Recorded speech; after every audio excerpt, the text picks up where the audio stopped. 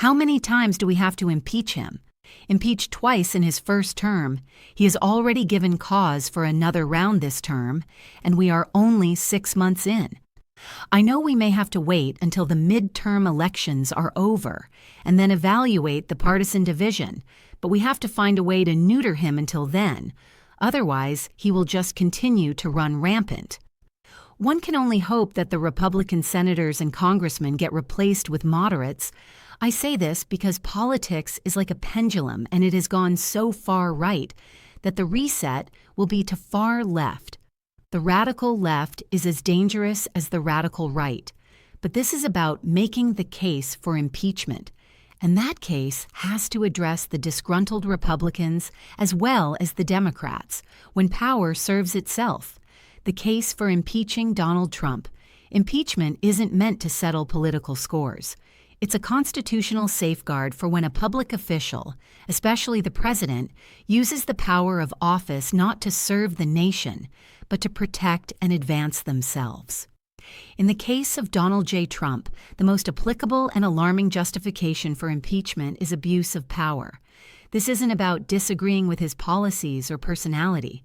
It's about a pattern of conduct that shows a willingness, time and again, to bend the instruments of government toward personal interest rather than public duty. Key examples of abuse: 1. Pressuring election officials.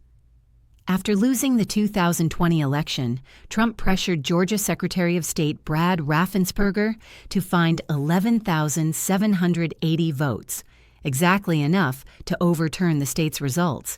This wasn't an inquiry, it was an attempt to weaponize state power to reverse the outcome of a free election.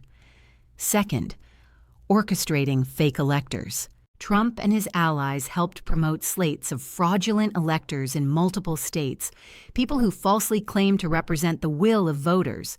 This plan was designed to disrupt the Electoral College and keep Trump in office regardless of the vote. 3. Undermining the DOJ. He repeatedly leaned on the Department of Justice to validate baseless claims of voter fraud and later considered replacing leadership with loyalists willing to do so. The DOJ is supposed to serve the law, not the president's political goals. 4. Inciting the Capitol insurrection.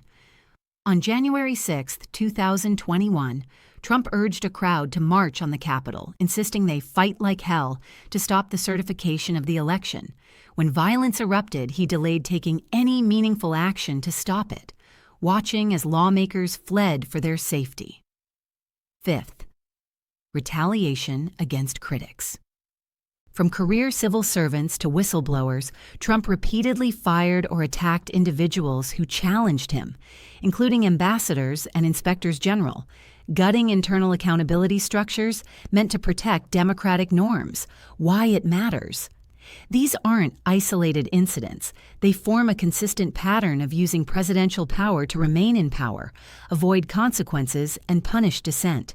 That's the textbook definition of abuse. Trump has already been impeached twice, once for soliciting foreign interference in a U.S. election and once for inciting insurrection. That he remains a political contender and possibly a future president makes accountability not just relevant, but essential. Impeachment isn't a partisan weapon.